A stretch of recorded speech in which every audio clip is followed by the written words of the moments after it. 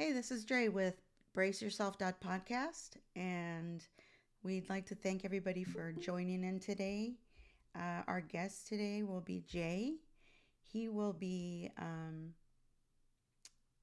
he will be discussing a family tragedy that happened with his family a while back, and this subject is quite heavy for some viewers, so we do ask that you use viewer discretion. We do have our disclaimer, and we would like to invite Jay. Thank you for joining us today. And and I know we've had some difficulties connecting, and we finally have connected. I'm so glad that uh, for your patience and all of that. Can you just tell me a little bit about you, just a little bit of background? A little bit of background. My name is Jay. I'm from Virginia. I'm a father, musician, and aspiring author. I'm just, as you can tell, I'm an outdoorsman. Just got in from, spending time with my dad. Very family oriented. We just love, spending time together as a family and everything. So that's me. I'm just me. Okay. Okay. Yeah. So I read the article that you sent me, um, the Jonesborough Tragedy. Can and I know it's regarding a murder that happened within your family. Can you walk us through the timeline of like what happened from like just like the basic from the time that you found out till the arrest of the subject. I'm sorry, the suspect. Yeah, sure. It was October 2nd or 3rd of 2015. I was at my grandfather's house. I was working in the shop. It was a particularly rainy, torrential downpour day. I received a text from my mother saying that one of my cousins down in Tennessee was trying to reach me, and it was regarding grandmother. My grandmother's name was Barbara, and she had just moved there to Tennessee about 2 years prior after my papaw passed away. And she was there with her brother and his wife. So they were, mutually beneficial relationship. She was helping take care of the wife, and in return, they were helping her regarding finances. So I received the text from mom. I called my cousin, and I could hear her crying on the phone.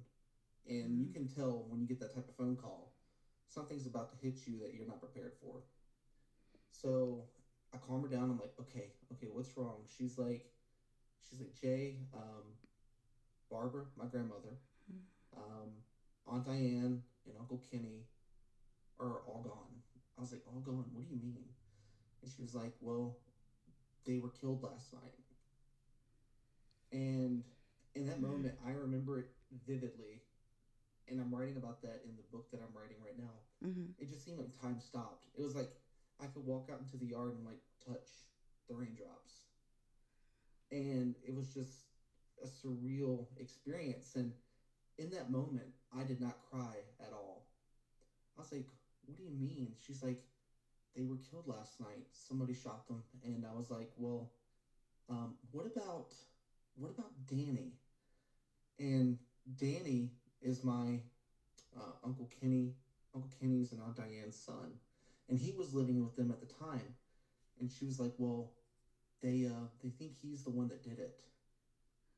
So you know, from that moment, it just I don't know. Everything was like a blur during that time. Um, I remember like a couple days later, someone had called me. They're like, "Joey, they got Danny." I was like, "Where was he?" And he was down in, I believe it was New Orleans, and the U.S. Marshals had picked him up because he tried to use his credit card to pay for a hotel. Oh, okay. So that's the timeline of events that happened. I think it was within just a few days. he was captured.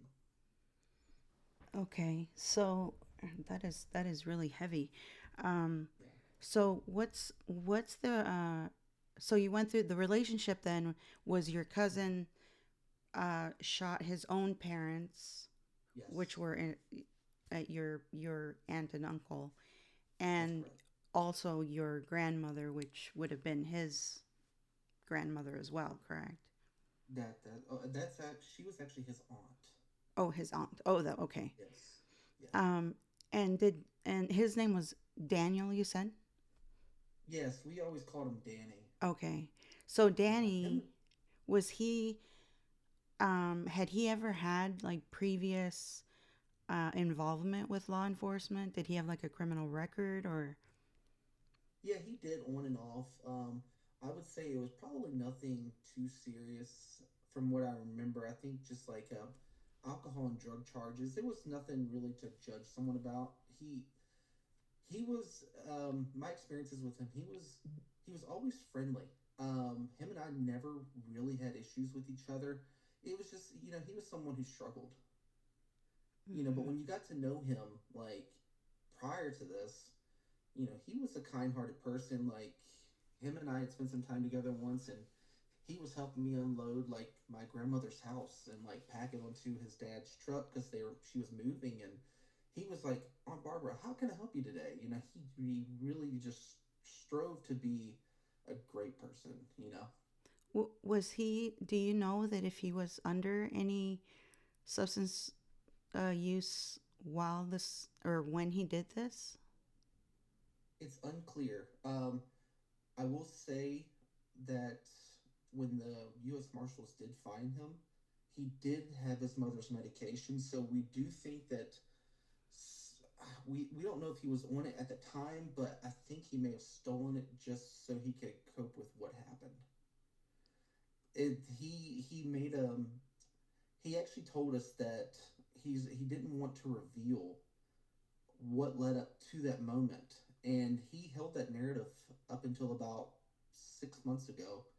He tried to reach out to everybody. He's like, I'm finally ready to tell y'all what happened, but we're not ready to hear it. We begged for it 10 years ago.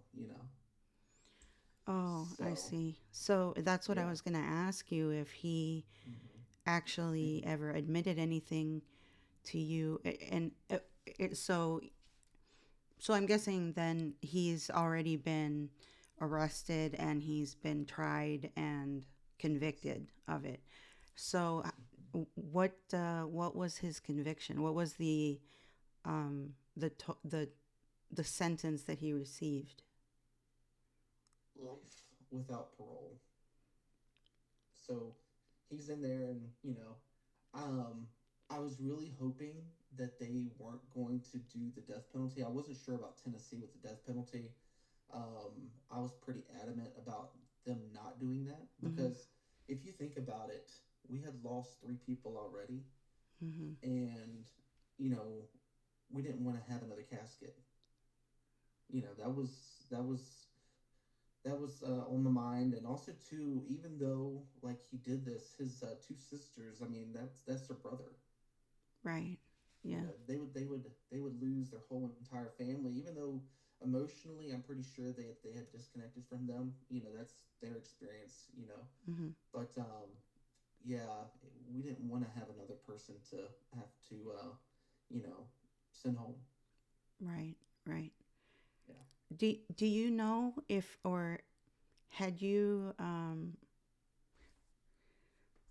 were you okay? So when you first got your phone call, Mhm. you were living in the same city. No, I actually live in Virginia. Um, I'm probably 7 hours away from there, I Oh, believe. oh, okay. Yeah.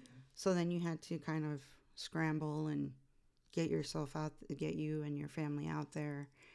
Um, Actually, so what happened was I was attending a college, and I don't know, during that time, like after that phone call, I became an extreme hermit. So I actually was not able to even make it to the funerals. I couldn't actually get myself out of bed to do it.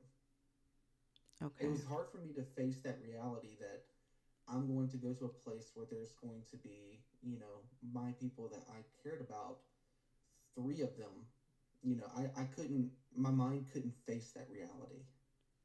So Right. I wasn't able to get to the funerals. I saw the video for it. I probably watched 5 minutes of it. I didn't want to think about what happened to my grandmother at that point. Um, and also my aunt and uncle. I cared deeply for them too. So I don't know, I was trying not to face it. And I feel horrible for that, but at the same time, you know, which we'll get into probably the next episode, but I had later confirmations that, you know, she didn't mind that I wasn't there. I don't think she wanted me to be there. Mm, I can understand that. Yes.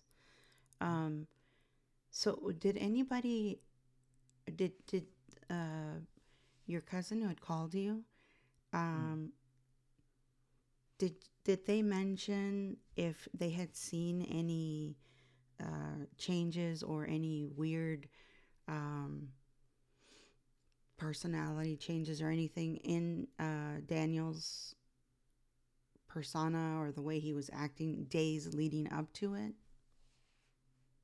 No, not from, you know, the conversations I can recall. I do remember hearing something about them. I was kind of going over the news articles again because I was kind of getting prepared for this, Mm. and there was something that I did notice that I'd actually missed, that Daniel kind of dropped or Danny dropped a hint that something about them saying that he wasn't good enough. So I don't know what was really happening in that household at that time, and nobody had told me.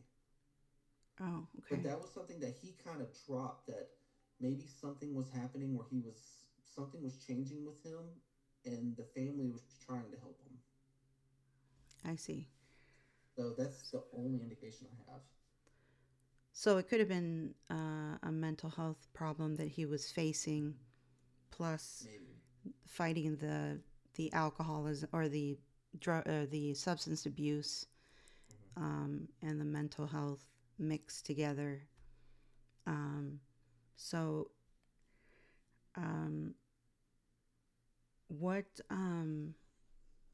the one question that I also wanted to ask you was, since this was a very small community or small town that they were living in, Hmm. um, do you think that law enforcement or even the media had any more or less responsibility to the public to at least inform where the city that it happened was in Jonesborough, um, Yeah, Jonesborough. Yeah. Jonesborough. Sorry. Um, Hmm. do you think that they lacked any responsibility in the way they treated the case, or do you think that they covered it well? I guess what I'm trying to get to is, well, that and that also, um, what do you think they could have done better or could have not have investigated on? I would say I actually spoke with one of their reporters, and that individual, they were extremely caring. Um, I feel like there was, I don't know, maybe when we were communicating, it felt rushed, but I understand because it's a newsroom.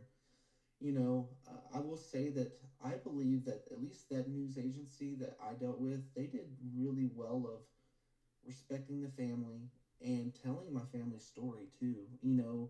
Um, they focused on I felt like they focused on, their personalities, the impact that they had. So with that news outlet, they actually did really well. They were respectful. They didn't put too many details out there that we know Mm-hmm. that you know I feel like other news agencies put out there.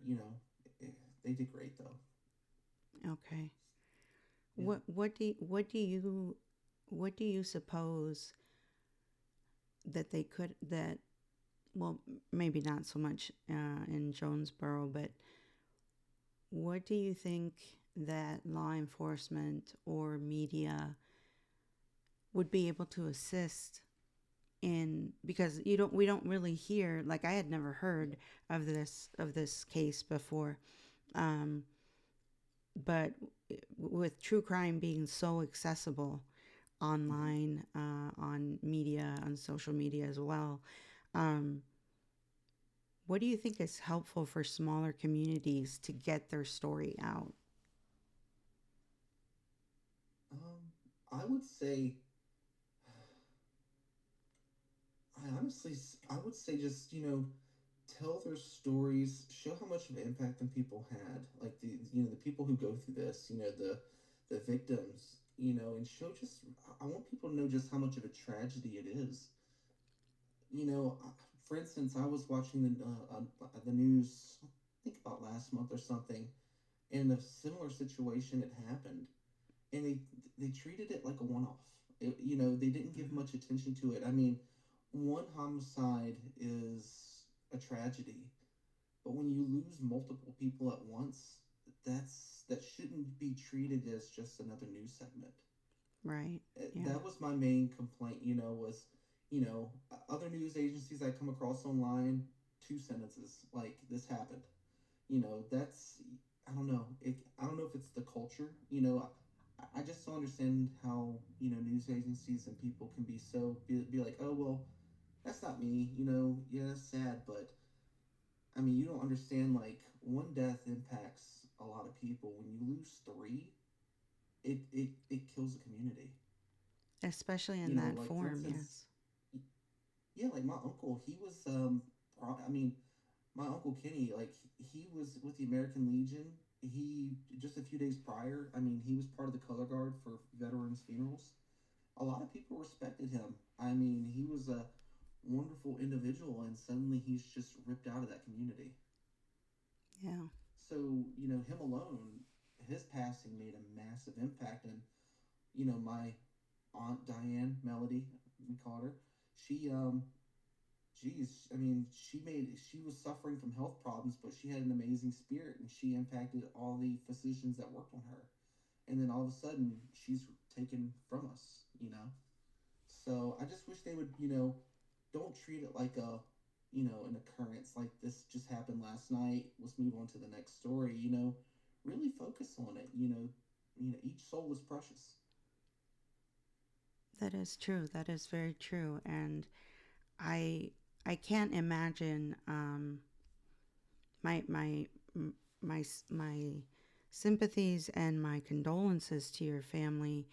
Um, and I can't imagine going through that and being so close to those family members, also being so far away when the tragedy happened, having to figure out, what, like what you mentioned, even trying to get to the funeral, having those issues that we'll probably go into more into the second segment. But what I wanted to find out was, everything that we've spoken to about to today. But I can't imagine the emotional roller coasters that you guys must have gone through as well.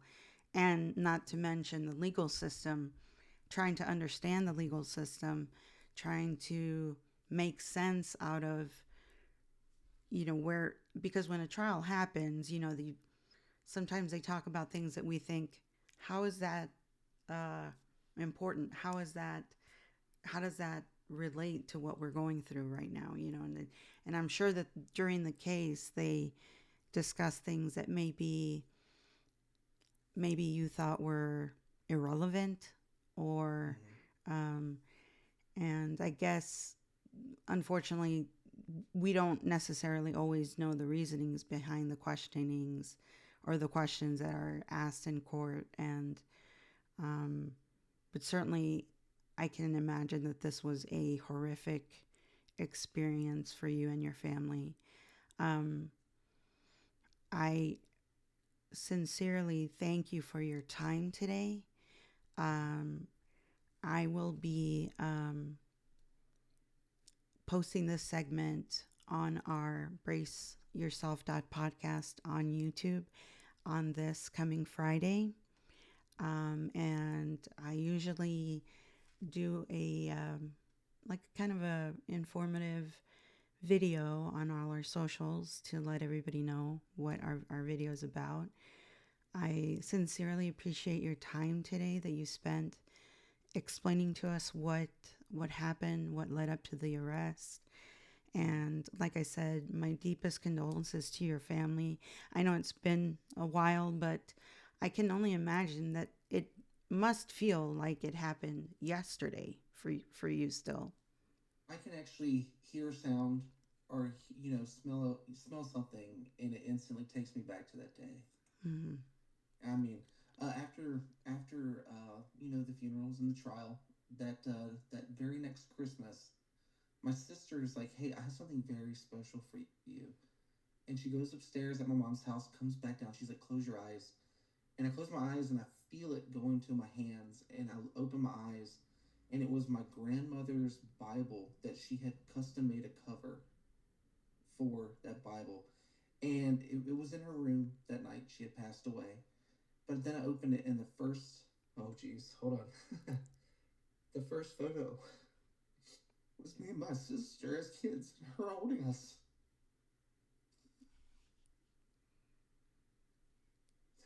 So she was thinking of us.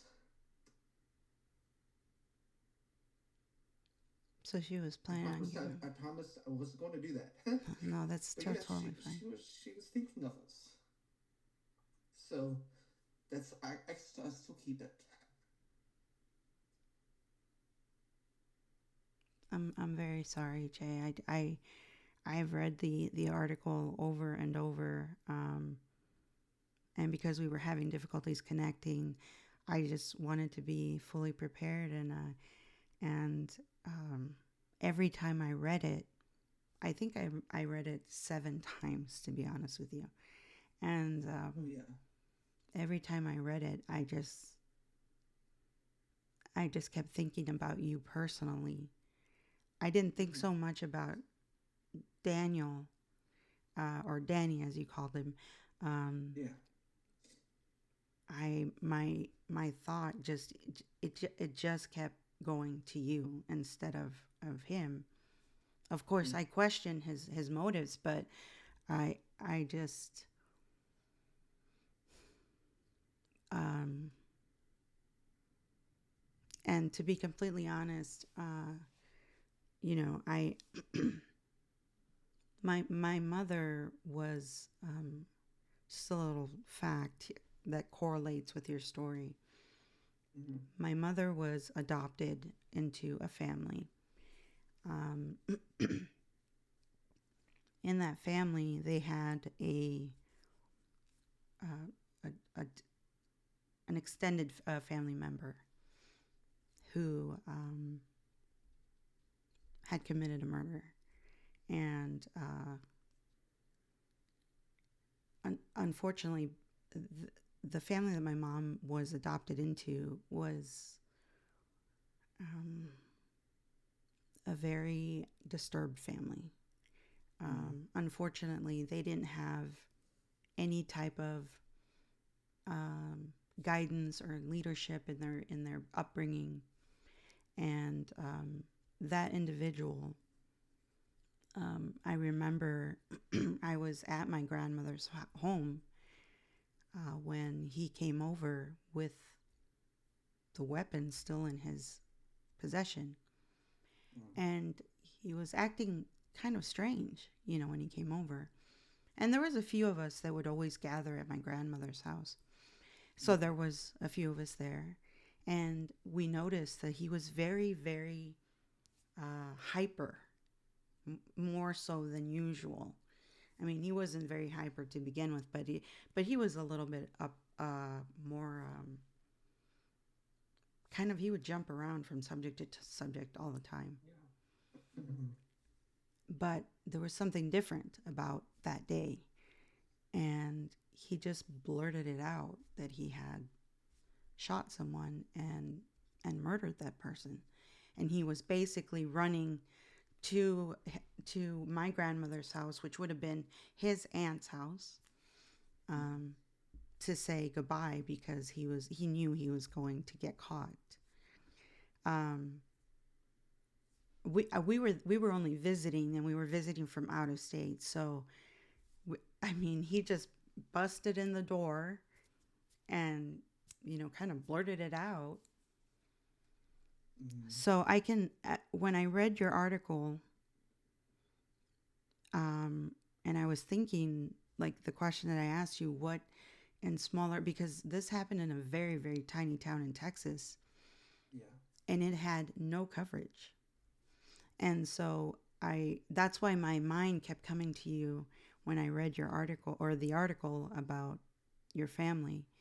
Mm-hmm. Um,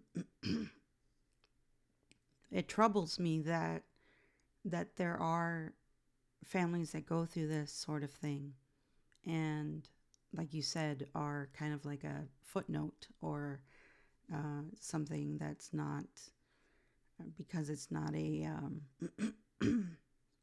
serial type situation, which in nowadays that would be considered a serial type situation. Yeah. It would be.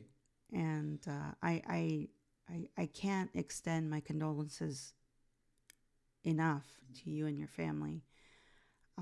I hope that um, um, between the time that we've met now and the time that we will meet again, that we can get deeper into how this has affected the mental health of your family, the connections that you have with your family, if the connections are still strong, and a lot of other questions that I actually have thought over.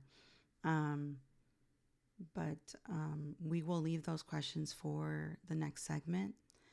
I really appreciate the time and the efforts that you've gone through to meet with me today, and I apologize for all of the.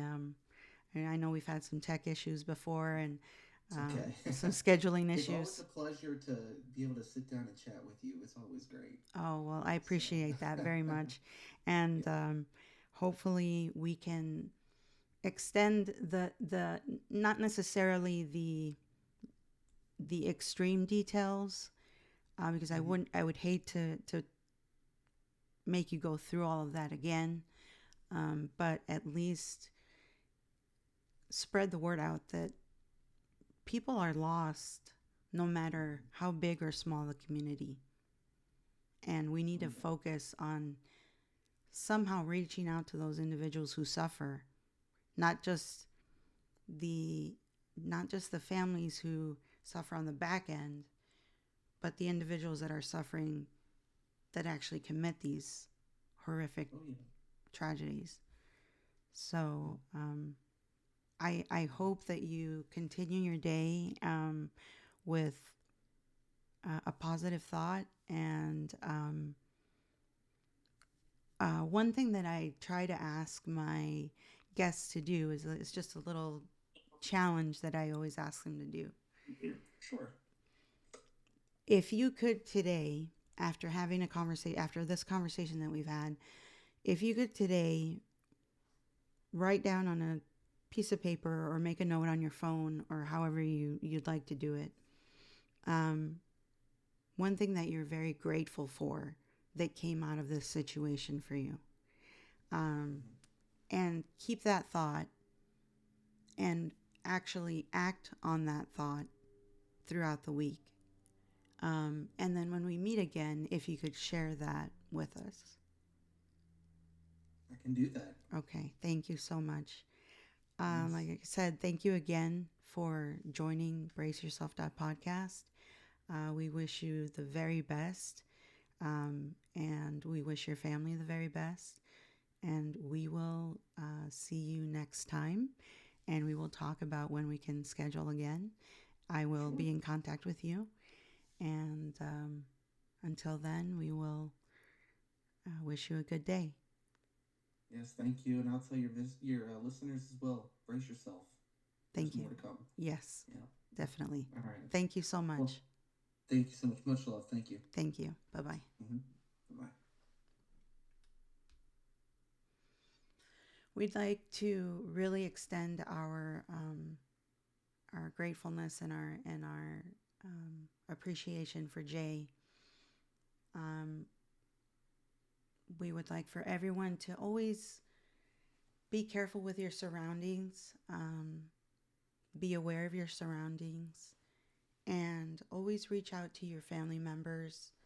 If you are close to your family members, or even if you're not, people need to feel connected. They need um, the feeling that someone cares about them, that the family still cares about them, regardless of their mental state, or any substance abuse addiction, or any sense of addictions that they may have that are troublesome to their mental health or detrimental to their mental health and physical health as well.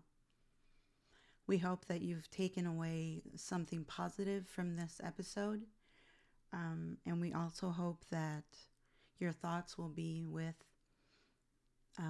Jay's family. And please take care of one another.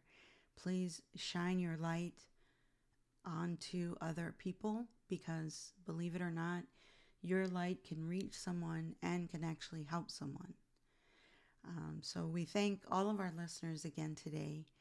And as Jay said, brace yourself, as there is more to come to this story. And we hope for you to join us again on that segment.